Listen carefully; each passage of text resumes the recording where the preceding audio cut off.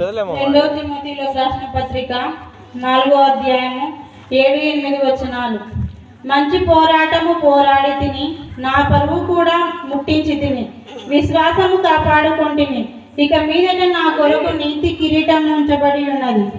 ఆ దినమందు నీతి గల న్యాయాధిపతి అయిన ప్రభువు అది నాకు మాత్రమే కాకుండా తన ప్రత్యక్షతను అపేక్షించు వారికి అందరికీ అనుగ్రహించును. ఆమేన్. హల్లెలూయా. చదవబడిన వాక్యాన్ని దేవుడు మన మధ్యన దైవజనులకు తోడై ఉండి నడిపించులాగున కృష్ణసాగర్ గారు ప్రార్థన చేస్తారు. వాక్యం నిమిత్తమై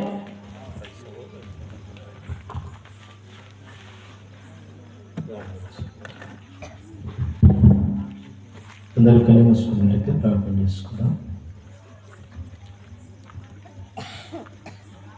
పరలోకమందున్న మా కన్న తండ్రి, నేను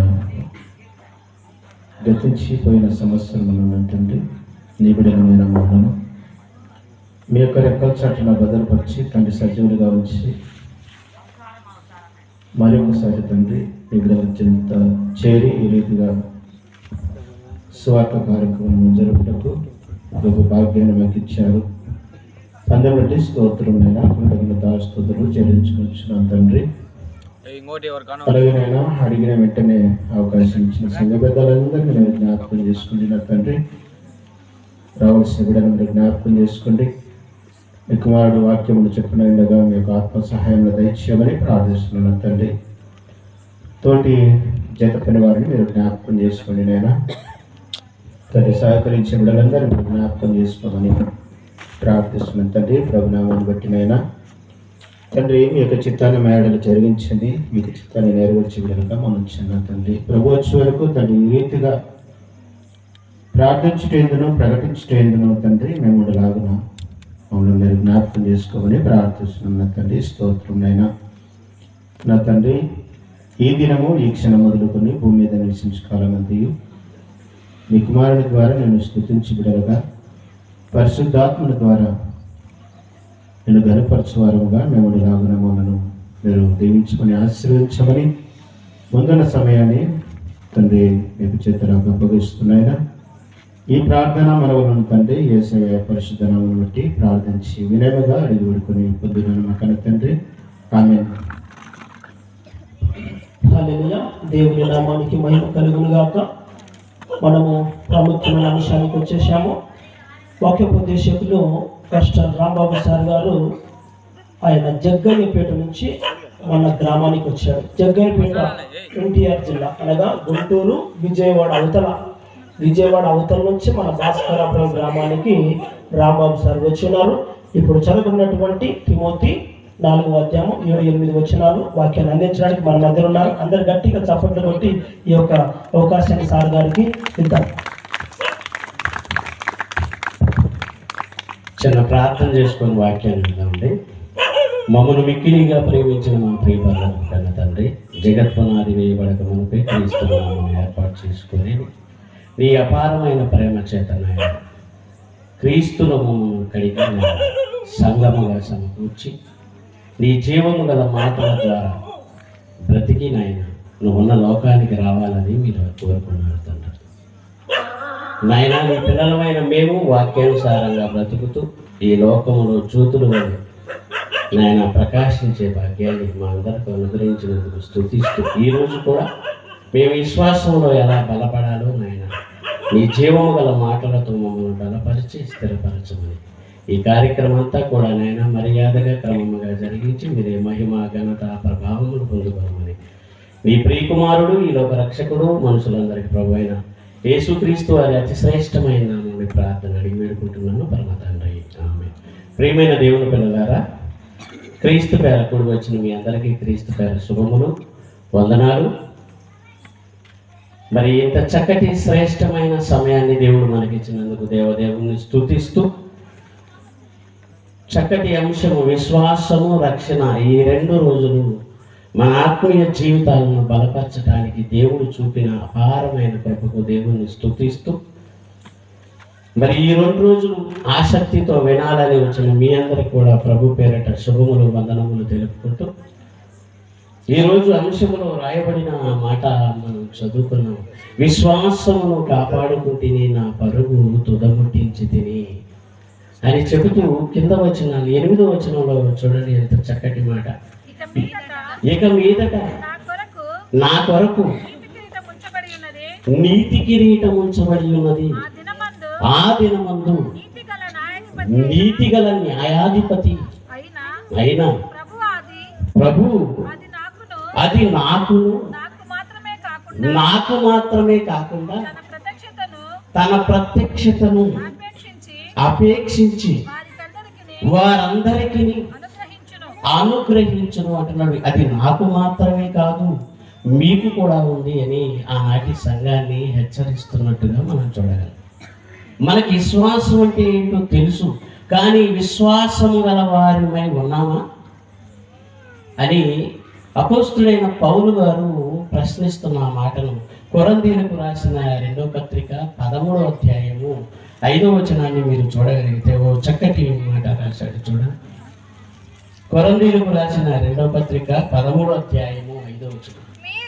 మీరు విశ్వాసము గలవారై ఉన్నారు లేదు మిమ్మును మీరే పరీక్షించుకొని చూచుకొనుడి. మిమ్మును మీరే పరీక్షించుకొనుడి. మీరు భ్రష్టులు కాని ఎడల యేసుక్రీస్తు మీలోనున్నాడని మిమ్మును గూర్చి మీరే ఎరుగుదురు కదా అంటున్నాడు. మిమ్మల్ని గూర్చి మీరే ఎరుగుదురు కదా. మీరు భ్రష్టులు కాని ఎడలా అంటున్నాడు. చూడండి, అప్పుడు యేసుక్రీస్తు మీలో ఉంటాడు అంటున్నాడు. అసలు విశ్వాసం అంటే ఏంటి అంటే వినుట వలన విశ్వాసము కలుగును. వినుట క్రీస్తును గూర్చిన మాట. మనందరము అన్ని జనుల్లో నుంచి క్రైస్తవ్యంలోకి ఎలా వచ్చాము అనంటే సువార్త ద్వారా వచ్చాము. సువార్త అంటే ఏంటి అంటే మరణ సమాధి పునరుద్ధానము. ఒకసారి చూడండి, కొరంథీయులకు రాసిన మొదటి పత్రిక 15వ అధ్యాయము 3వ వచనం. కొరంథీయులకు రాసిన నాకు ఇయ్యబడిన ఉపదేశము మొదట మీకు అప్పగించి తిని అదేమనగా లేఖనముల ప్రకారం క్రీస్తు మన పాపముల నిమిత్తము మృతి పొందెను, సమాధి చేయబడిను, లేఖనముల ప్రకారం 3వ దినమున లేపబడ్డాడా? ఆయన లేచాడా? చెప్పండి. లేపిన ఆయన ఎవరు? లేపిన ఆయన ఎవరు? యేసుక్రీస్తును లేపిన ఆయన తండ్రి దేవుడు. లేఖనముల ప్రకారం ఆయన లేపబడేను. ఈ సువార్తల వినటం ద్వారా మనకు విశ్వాసం కలుగుతుంది. ఆ విశ్వాసాన్ని మీరు కొనసాగించాలి అంటున్నాడు. మీరు విశ్వాసం గలవారై ఉన్నారు లేదో మిమ్మల్ని మీరే పరీక్షించుకోండి. ఎవరి మనకు వచ్చిన రోగం అర్థం కానప్పుడు మనం ఎక్కడికి వెళ్తాం తెలుసా? హాస్పిటల్కి వెళ్తాం. అప్పుడు డాక్టర్ గారు ఏమంటాడంటే ఈ 3 రోజులు ఈ మందులు వాడంటాడు.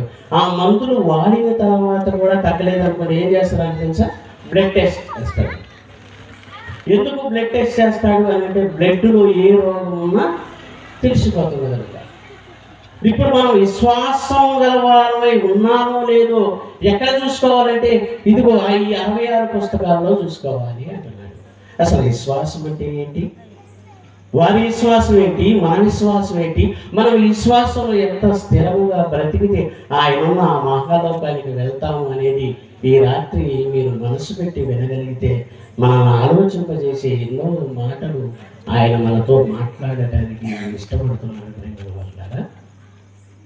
ఒకసారి మీరు ఎబ్రీయులకు రాసిన పత్రిక 11వ అధ్యాయము 1వ వచనం మీరు చూడగలిగితే అక్కడ విశ్వాసము గురించి రాయబడింది. చూడండి, ఎబ్రీయులకు రాసిన పత్రిక 11వ అధ్యాయము విశ్వాసం అన్నది నిరీక్షింపబడు వాటి యొక్క నిజ స్వరూపము అదృశ్యమైనవి ఉన్నవి అంతకు రుజువునై ఉన్నవి అని కింద ఒక చక్కటి మాట చదువుతున్నాడు. ఈ మాటను ఎప్పుడైనా ఆలోచించారు? పెద్దలు సాక్ష్యము పొందిరి. ప్రపంచములు దేవుని వాక్యం వలన నిర్మాణమైనవనియు అందును బట్టి దృశ్యమైనది కనబడేడు పదార్థములచే. చూడండి, దృశ్యమైనవి అంటే కనబడేవి, దృశ్యమైనవి కనబడేడు పదార్థములచే నిర్మింపబడలేదనియు విశ్వాసం వలన గ్రహించుచున్నాము అంటున్నాడు. ఏంటి అంటే కనబడేవన్నీ కనబడే పదార్థములచే నిర్మింపబడలేదట. మరి దేంతో నిర్మింపబడింది? ఈరోజు ఆలోచన చేశారండి. విశ్వాసం అన్నది నిరీక్షించు వాటి యొక్క నిజస్వరూపమును కాబట్టి అదృశ్యమైనవి ఉన్నవి అనుటకు రుజువులు ఉన్నాయి. ఉదాహరణకి దేవుడు కనిపించాడండి. దేవుడు కనిపిస్తాడా? కనిపించడు. దేవుడు ఉన్నాడా లేడా? కాబట్టి దేవుడు ఉన్నాడు. గాలి కనిపించదు కాబట్టి గాలి లేదంటారా? గాలి ఉంది. గాలి వీచినప్పుడు మనకు తగులుకుంటూ వెళ్తుంది. ఇక్కడ 3వ వచనంలో చెబుతున్న ప్రపంచములు ఎలా నిర్మింపబడ్డాయట? దేవుని వాక్యము వలన నిర్మింపబడనివి, కనబడేవి పదార్థములతో నిర్మింపబడలేదు అని అంటున్నాడు. అని విశ్వాసం వలన గ్రహించుతున్నాము అంటే కనబడేవన్నీ కనబడని మాటతో కలగజేయబడ్డాయి అంటున్నాడు. ఇది విశ్వాసం. మాట కనబడుద్దా? వినపడుద్దా? ఏమో మాట కనబడుద్దా? వినపడుతుంది. విశ్వాసం వలన గ్రహించుతున్నాము. ప్రపంచములు దేవుని వాక్యము వలన నిర్మాణములైనవి. ఇప్పుడు 6వ వచనం చదవండి. ఎబ్రీయులకు రాసిన పత్రిక అదే పత్రిక. విశ్వాసం లేకుండా దేవునికి ఇష్టుడైండుట అసాధ్యము అంటున్నాడు. దేవుని యొద్దకు వచ్చేవాడు ఆయన ఉన్నాడనియు తను వెతుకు వారికి ఫలము దయచేయవాడని నమ్మవలెను కదా. మీరు నమ్మవలని కదా అంటున్నాడండి. ఇప్పుడు చెప్పండి, దేవుని యొద్దకు వచ్చేవాడు దేవుడు ఉన్నాడని నమ్మాలా లేదా? నమ్మాలి. ఒకసారి చూద్దాం. 8వ వచనం.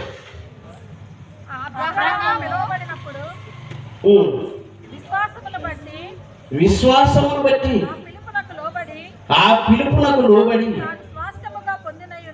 తాను స్వాస్థ్యముగా పొందనయున్న ప్రదేశమునకు బయలువెళ్ళెను. మరియు ఎక్కడికి వెళ్ళవలెనో అది ఎరుగకయే బయలువెళ్ళాను. ఇప్పుడు 17-18 చూడండి. అబ్రహాము శోధింపబడి విశ్వాసమును బట్టి ఇస్సాకును బలిగా అర్పించెను. ఇక్కడ ఏమని ఉంటుంది? శోధింపబడి అని ఉంది. అక్కడ ఏమని ఉండాలో తెలుసా అండి? పరిశోధింపబడి. శోధించేవాడు శోధకుడు. తెలుసా మీకు? ఇదే అధ్యాయం ఆదికాండం 22వ అధ్యాయంలో అబ్రహాము పరిశోధింపబడి ఉంటుంది.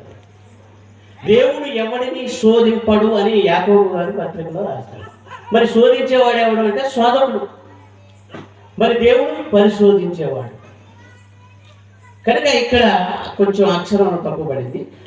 అబ్రహాము శోధింపబడి ఉంది కదా, పరిశోధింపబడి విశ్వాసమును బట్టి ఇస్సాకును బలిగా అర్పించినప్పుడు ఎవడు ఆ వాగ్దానము సంతోషముతో అంగీకరించును ఇస్సాకు వలనైనా నైనది నీ సంతానమనబడును అని ఎవరితో చెప్పబడెను?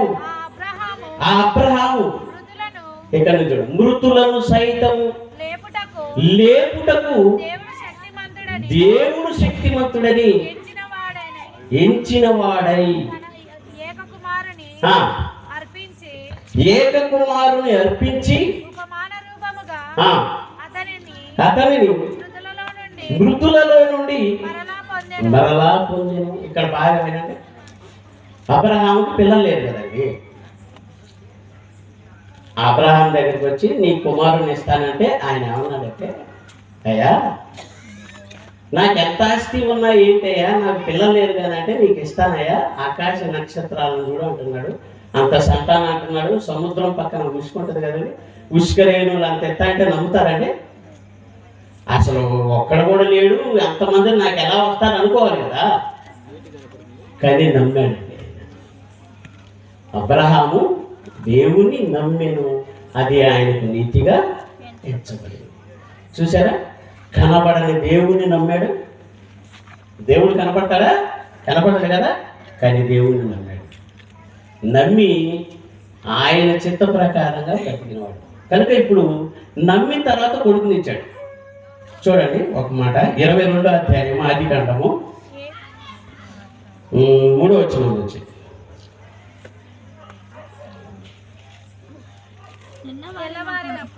లేదా 2 నుంచి చూద్దాం.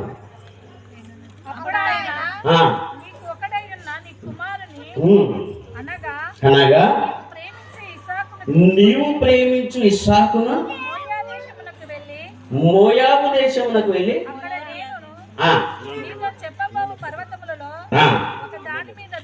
చాలా ఆయన ఏమంటున్నాడంటే, అబ్రహాము నీ కుమారుని, ఏకైక కుమారుని తీసుకొని ఆ మోయాబు పర్వతాల్లో ఒక పర్వతం దగ్గరికి వెళ్ళి నీ కొడుకును నాకు బలిగా ఇవ్వన్నాడు. ఏ తండ్రి ఇస్తాడండి?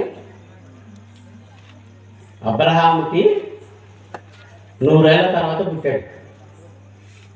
ఏకైక కుమారుడు, ముద్దు మాటలాడుతున్నాడు. 8 ఏళ్ళు వయసు, పాలబొగ్గల పసివాడు అని చెప్పాలి. అమితంగా ప్రేమించిన వాడిని అడిగాడండి. దేవుడు ఎప్పుడు కూడా నువ్వు దేన్నైతే ఎక్కువ ప్రేమిస్తావో దాన్ని అడుగుతాడు. అర్థమవుతుందా? ఎక్కువ ఎవరిని ప్రేమిస్తున్నాడు? కొడుకును ప్రేమిస్తున్నాడు. నువ్వు ప్రేమించు నీకు కుమారుని నాకు బలిగా ఇవ్వు, 3 రోజులు ప్రయాణం చేసి వెళ్ళన్నాడు. ఈ 3 రోజుల ప్రయాణంలో ఏమైనా మనసు మార్చుకుంటాడేమో చూశాడు. కానీ 3 రోజుల తర్వాత వెళ్ళి ఏమండి కట్టెలో ఇస్సాకు నెత్తిన పెట్టాడు, కత్తి చేత పెట్టాడు, నిప్పు చేతిలో ఉంది. ఇస్సాకు అడుగుతున్నాడు, కట్టెలు ఉన్నవి, కత్తి ఉన్నది, నిప్పు ఉన్నది, గొర్రె పిల్లేది అంటున్నాడు. ఏ తండ్రి గుండె భరించగలరు చెప్పండి? నిన్నే కాసేపట్లో బలిగిపోతున్నాను నాన్న అనగలడా? ఆ ముసలి గుండె తట్టుకోగలదండి చెప్పండి? ఇస్సాకు చేతులు కట్టి పొరుడబెట్టి కత్తి ఎత్తిన అబ్రహాము విశ్వాసులకు తండ్రి ఎలా అయ్యాడో తెలుసా? దేవుడు మృతులను సైతం లేపగలిగిన శక్తిమంతుడని నమ్మాడండి. చూడండి 11వ వచనం, 11, 12, 16. పరలోకము నుండి ఎవరు వచ్చారంట? యెహోవా దూత పరలోకము నుండి అబ్రహామా అని అతని పిలిచాను. అందుకతడు చిత్తము ప్రభువా నేను. అప్పుడు ఆయన ఆ చిన్నవాని మీద చెయ్యి వేయకుము, అతని నేమి చేయకుము, నీకు ఒక్కడై ఉన్న నీ కుమారుని నాకియ వెనుక తీయలేదు కనుక నువ్వు దేవునికి భయపడువాడవని. అదని సంగతి. మనిషికి దేవుడి దగ్గరకు రాగానే దేవుడు అంటే భయము, భక్తి ఉండాలి. భయము భక్తితో కూడింది.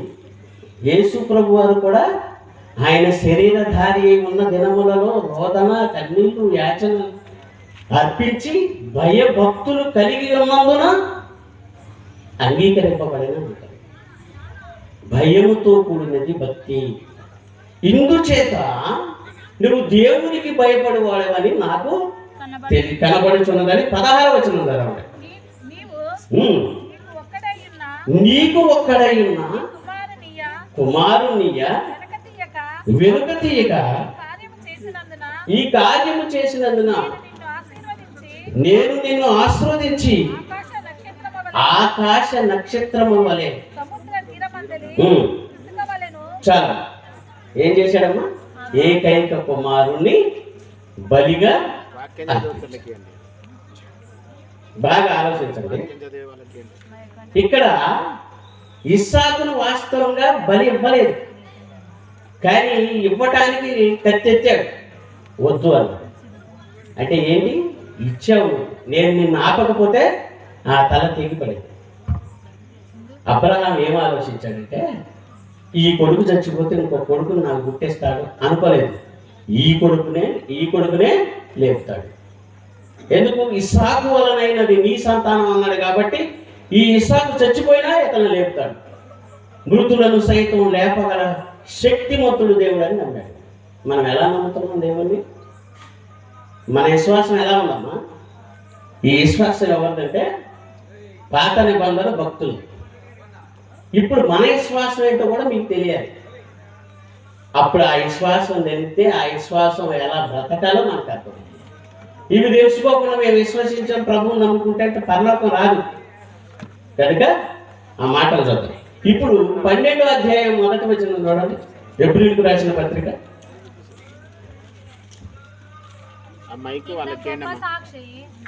ఇంత గొప్ప సాక్షి సమూహము మేఘము వలె ఉన్నను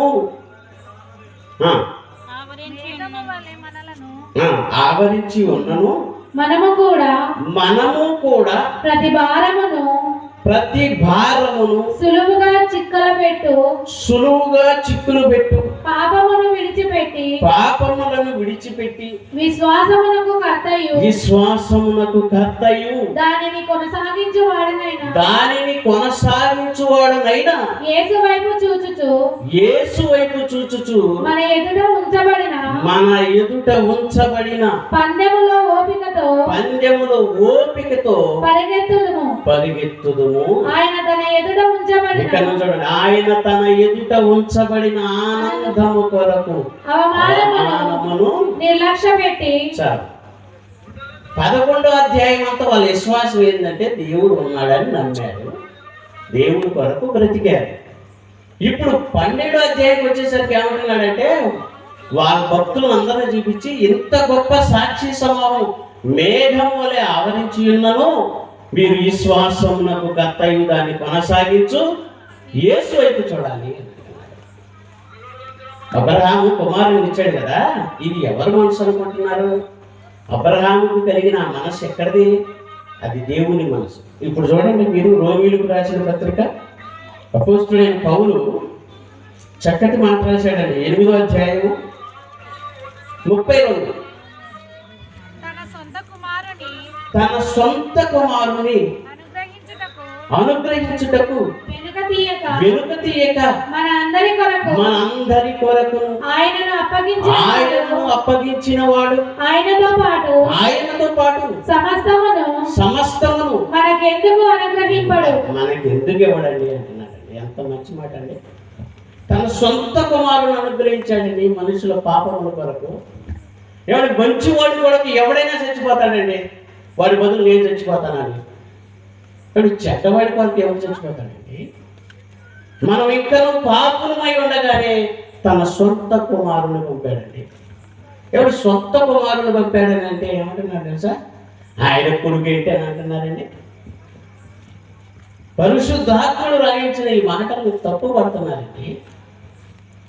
ఎవడు ఈ అబ్బాయి ఎవరంటే నా కొడుకు అన్నప్పుడు కొంచెం అనుమానం వచ్చి నీ కొడుకు అంటే మా చెల్లెలు కొడుకు అని శ్రీరాజ, మా చెల్లెలు కొడుకు అని నాకు. నీ కొడుకు ఎవరనంటే నా సొంత కొడుకు అండి అంట. అన్నప్పుడు నువ్వు కన్నా మాట్లాడండి, ఎవరైనా బుద్ధి లేవాడు కంటేనే కదండి కొడుకు అయింది. ఆదాము దేవుడికి కొడుకు ఎలా అయ్యాడు? కనుకోనే అయ్యాడా? కేయినాను ఎనుషాకు పుడితే, ఎనుషా షేతుకు పుడితే, షేతు ఆదాముకు పుడితే, ఆదాము దేవుని కుమారుడు. బైబిల్లో రాయబడిందండి. లూకాసు వార్త 3వ అధ్యాయం 38లో ఉంటుంది ఈ మాట. కేయినాను ఎనుషాకు పుడితే, ఎనుషా షేతుకు పుడితే, షేతు ఆదాముకు పుడితే, ఆదాము ఎవరికి పుట్టాడంటే దేవుని కుమారుడు అన్నాడు. మట్టి బొమ్మనైతే మట్టితో చేశాడు, కానీ బొమ్మలో ఉన్న శక్తి వచ్చిందే ఆత్మ. అది ఎక్కడి నుంచి తీశాడండి? దేవునిలో నుండి తీశాడండి. అందుకే దేవుని పోలిక, దేవుని స్వరూపం అంటే మనిషి కోతి నుండి రాలేదండి. ఎవడో బుద్ధి లేడో చెప్పాడండి కోతి నుండి వచ్చాడండి. డార్విన్ సిద్ధాంతం అనేది సాక్షాత్తు మనిషి దేవుని కుమారుడు, దేవుని స్వరూపం, దేవుని పోలిక. అలాంటి మనిషిని ఈరోజు భూమి మీదకి ఎందుకు పంపించాడంటే ఎవడి మనుషులందరూ ఈరోజు ఆదాము చేసిన అతిక్రమమును కోరి పాపం లోకంలో ప్రవేశిస్తే ఆ పాపాన్ని తీసేయడానికి తన సొంత కుమారుని లోకానికి ఏం చేశాడట? పంపి. మగ చదవండి అన్నమాట. తన సొంత కుమారుని అనుగ్రహించుటకు వెనుక తీయలేదండి ఆయన. అబ్రహాం అంటున్నాడు, నీకు ఏకైక కుమారుడు నాకీయ, వెనుక తీయలేదు అబ్రహాము అని అన్నాడండి. ఇప్పుడు యేసు ప్రభుని దేవుడు ఏం చేశాడు? తన సొంత కుమారుని మనకు అనుగ్రహించుటకు వెనుక తీయలేదు. ఇక్కడ మీరు బాగా ఆలోచిస్తే తన సొంత కుమారుని అనుగ్రహించుటకు వెనుక తీయక మన అందరి కొరకు ఆయనను అప్పగించిన వాడు, ఆయనతో పాటు సమస్తమును మనకెందుకు ఎవరండి? ఎవడే నీకు చిన్న చిన్న కోరికలు తీర్చలేడా? నీకు ఫుడ్ పెట్టలేడు ఆ దేవుడు అంటే? ఎవరు ఇశ్రాయేలీయులు సమాజంగా కూర్చి అరణ్యంలో 40 సంవత్సరాలు ఫుడ్ పెడితే వాళ్ళు ఏమన్నారు తెలుసండి? ఈ అరణ్యంలో మాకు మాంసం పెట్టగలడా అన్నాడండి. ఏమంటే నీ కన్న తండ్రి పిల్లలకు మాంసం పెట్టలేడండి? డాడీ నువ్వు మాకు మాంసం పెట్టట్లేదని అంటే ఆ తండ్రికి ఎంత అవమానం. ముల్లోకాల చక్రవర్తి, భీకరుడు, భయంకరుడు, దహించు అగ్ని, మహాదేవుడుగా పిలువబడ్డ ఆ దేవుడు నీకు ఫుడ్ పెట్టలేదా? అన్నోదకముల ఆధారమంతయు పోషణాధారము నేనే అంటున్నాడు. మీ అందరికీ కాదురా, పక్షులకు, సకల జీవరాశులకు భోజనం పెడుతున్నాను అంటున్నాడండి దేవుడు. 8,000 రకాల పక్షి జాతిని భోజనం పెడుతున్నాడండి. 750 కోట్లకు పైగా ఉన్న మనుషులకు ఫుడ్ పెడుతున్నాడండి. అడుక్కున్నవాడు ఎక్కడో మారుమూల ఒక బిర్జి కింద వాడు ఒక్కడే కూర్చుంటే వాడి దగ్గరికి ఆహారం వెళ్ళేటట్టు చేస్తున్నాడండి దేవుడు. నిన్ను కన్న తండ్రి, నన్ను కన్న తండ్రి మంచివాడికి వేరుగా చెడ్డవాడికి వేరుగా ప్రకాశించుతున్నాడా నా తండ్రి? మీ తండ్రి అన్నాడు, అడిగాడండి యేసు ప్రభు. మీ తండ్రి కనికరము గలవాడు కనుక మీరు కనికరము గలవారై ఉండండి అన్నాడే యేసు ప్రభు. నాయన మీ దేవుడు, నా దేవుడు, అందరికీ తండ్రి అయిన దేవుడు ఒక్కడే. ఆ దేవుడే ఈ సృష్టిలో ఉన్న వాళ్ళందరినీ పోషిస్తున్నాడు, పోషకుడు అని చెబుతున్నాడండి. అన్నోదకముల ఆధారమంతయు పోషణాధారము నేనే అంటున్నాడండి. మనుషులు బ్రతకడానికి శరీర సంబంధమైన ఆహారమే కాదు, ఇదిగో ఆత్మ సంబంధమైన ఆహారాన్ని కూడా మీ కొరకు పంపుతున్నానని తన సొంత కుమారుని ఉంటాడండి. ఇప్పుడు ఆయన వచ్చి ఏమంటున్నాడు యేసు ప్రభు? జీవాహారము నేనే, నన్ను భుజించువాడు ఎన్నటికీ మరణము చూడడు అంటున్నాడండి. తన సొంత కుమారుని గలతీయులకు రాసిన పత్రిక 4వ అధ్యాయం 4వ వచనం.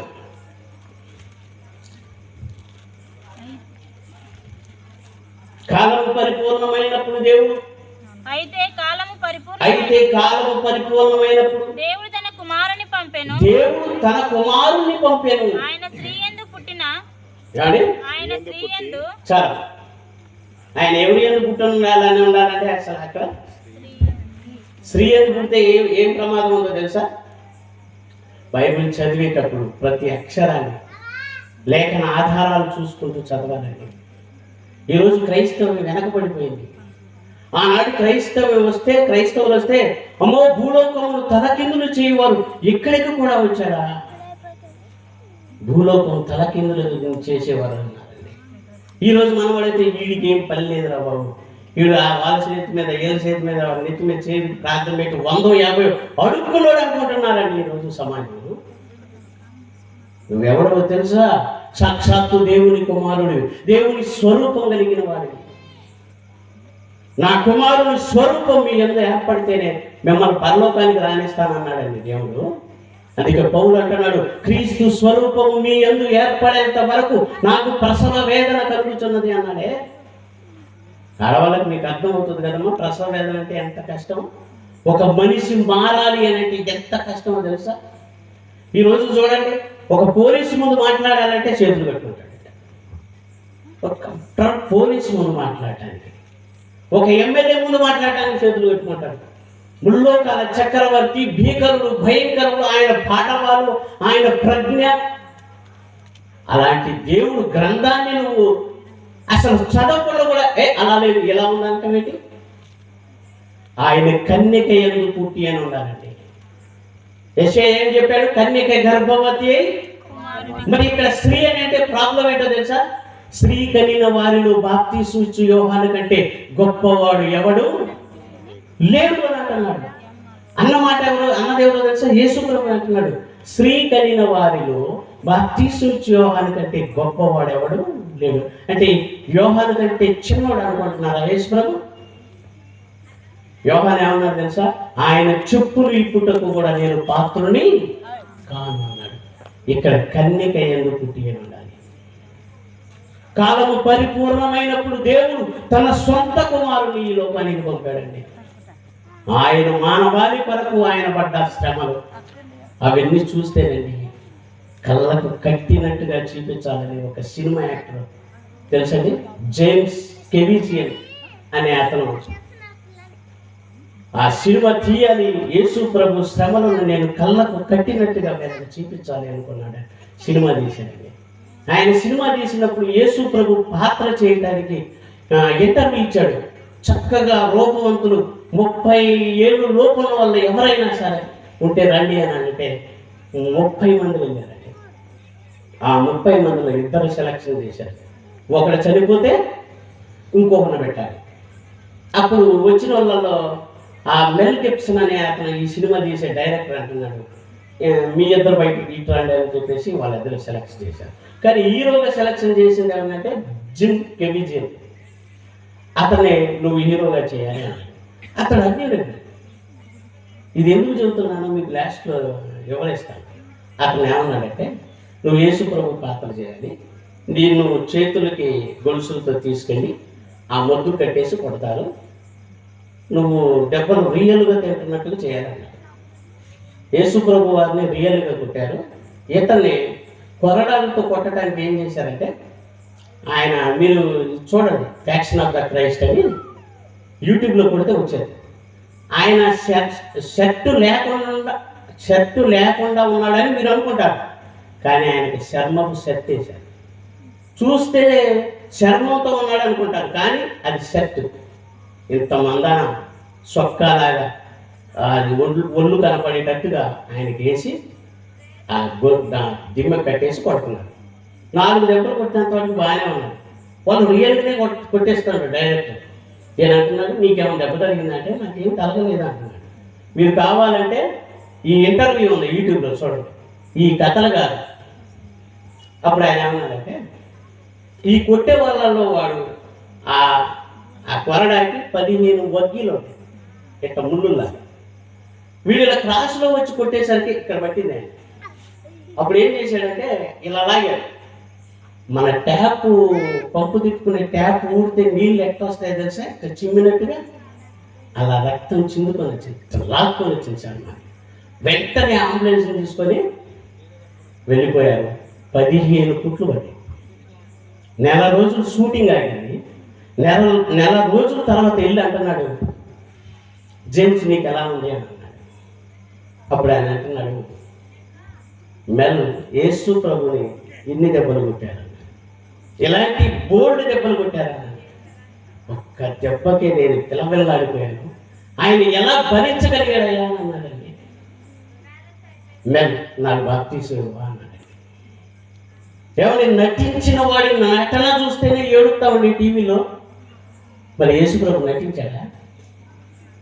ఆయన నలగ కొట్టబడ్డాడు. ఆయనకు సొగసైనను సౌందర్యమైనను లేదు. ఎండిన భూమిలో లేత మొక్క వలె ఆయన ఉన్నాడు. ప్రియమైన వల్ల లేత మొక్క వలె ఆయనను నలగొట్టుటకు తండ్రికి ఇష్టమైందటండి. తన సొంత కుమారుని చంపుకున్నాడని నీ మనసు నా మనసు ఇంకా కరగట్లేదేంటండి, ఇంకా కరగట్లేదేంటి? ఒక డాక్టర్ చదివేయాలనుకుంటున్న డాక్టర్ గారు కొడుకు డాక్టర్ చదివే సమయంలో యాక్సిడెంట్ అయి చనిపోయాడు. ఇది సంఘటనలు మీరు యూట్యూబ్లో చూడబట్టుకుంటారు. అప్పుడు వెంటనే వాళ్ళు బైక్ యాక్సిడెంట్లో చనిపోగానే వెంటనే హాస్పిటల్ తెచ్చారు, ఇంకా సేపులో చనిపోతాడు. అప్పుడు డాక్టర్ ఆమె చేతులు వణుకుతున్నాయి. వేరే వాళ్ళకైతే చేయొచ్చు, నా కొడుకుకి ఇలా జరిగింది ఏంటి అని తల్లిగా వణికిపోతుంది. ఎలాగైనా ఈయన బ్రతికించాలి అనుకుంది, చనిపోయాడు. అప్పుడు వెంటనే వాడు నేత్రదానం, వాడు ఏం చేశాడంటే గుండెను దానం చేశాడు. అప్పుడు అక్కడ హాస్పిటల్లో గుండె కావాల్సిన వాడికి వెంటనే ఆ గుండెను అటు ట్రాన్స్ఫర్ చేసి అతను బ్రతికించాడు. ఇప్పుడు వెళ్ళాకండి ఒక 4 రోజుల తర్వాత బాబు వెళ్ళారా అంటే వచ్చాడు. నీతో ఒకటి మాట్లాడతా అంటే ఏంటమ్మా చెప్పండి. నీకు వేసిన గుండె మా అబ్బాయికి తెలుసుగా అంటే తెలుసమ్మా, మేము మా అబ్బాయిని డాక్టర్ చేయాలనుకుంటున్నాం. మరి నువ్వు డాక్టర్ చదువుతావంటే అమ్మా ఈ గుండె మీది నేను చదువుతానమ్మా. ఎవడి ఒక గుండె దానం చేస్తేనే ఆ తల్లి ఇష్టాన్ని నెరవేరుస్తున్నాడే అతను. యేసు ప్రభు ఒక్కటి దానం చేశాడు చెప్పండి. నేత్రాలు ఇచ్చింది ఎవరు? ఈ గుండెని ఇచ్చింది ఎవరు? ఈ గుండె పనిచేసేటట్టు చేసింది ఎవరు? ఇదంతా ఆయన మనం అపరాధముల చేత పాపముల చేత చచ్చి నరకానికి వెళ్ళవలసిన వాళ్ళం. ఎవడి ఈ అవయవాలన్నీ పనిచేసేటట్టుగా చేశాడు కదా. మొట్టమొదట బ్లడ్ దానం చేసిన ఆయన ఎవరో చెప్పండి? యేసుక్రీస్తు రక్తదాత. ఆయన చూసేనండి ఈ బ్లడ్ బ్యాంకులు ఇచ్చినాయి. రక్తదానం చేయండి ప్రాణదాతలు కండి. ఈరోజు కూడా చూడండి మన ప్రభుత్వాలు, తెలంగాణ ప్రభుత్వం రైతు రుణాలు మాఫీ అంటే ఎంతమంది రాస్తున్నారండి? బోల్డ్ మంది రాస్తున్నారు. కానీ పాప రుణాలు తీస్తానని ఎప్పుడు నుంచి యేసు ప్రభు పిలుస్తున్నాడు? సమస్త పాప భారం మోయించడం వల్ల రండి అంటున్నాడు. ఒక్కడన్నా కదులుతున్నాడు చెప్పండి. తన సొంత కుమారుని అనుగ్రహించుటకు వెనుక తీయక సమస్తమును మనకెందుకు ఇవ్వరండి అంటున్నాడండి. ఇప్పుడు ఆ కుమారుని నామంలోనే బాప్తీసం తీసుకుంటేనే అది నీ సరైన విశ్వాసం అంటున్నాడు. చూడండి యోహాను గారు రాసిన సువార్త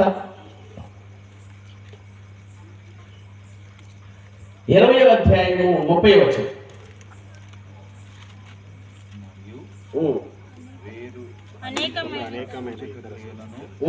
యేసు తన శిష్యుల ఎదుట తన చేశాను అవి ఈ గ్రంథమందు వ్రాయబడి ఉండలేదు గాని యేసు దేవుని కుమారుడైన క్రీస్తు అని మీరు నమ్మునట్లును నమ్మి ఆయన నామమందు జీవము పొందునట్లును. ఇప్పుడు ఏమన్నా నమ్మమంటున్నాడండి?